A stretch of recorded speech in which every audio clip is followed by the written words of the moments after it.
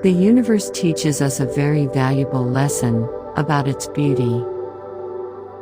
Interacting, recognizing, and enjoying the beauty of nature awakens us to preserve and protect nature. Nature provides everything for humans. But, are humans still willing to take care of nature? Humans were sent down by God to the world as messengers to protect nature, not to destroy it.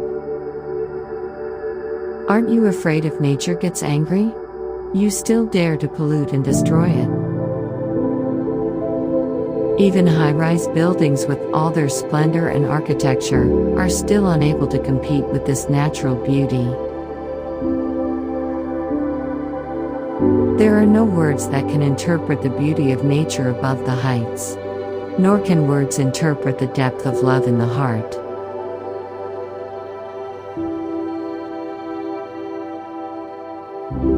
It turns out that nature is still kind to us, even though humans always spoil it and never the slightest bit of compassion.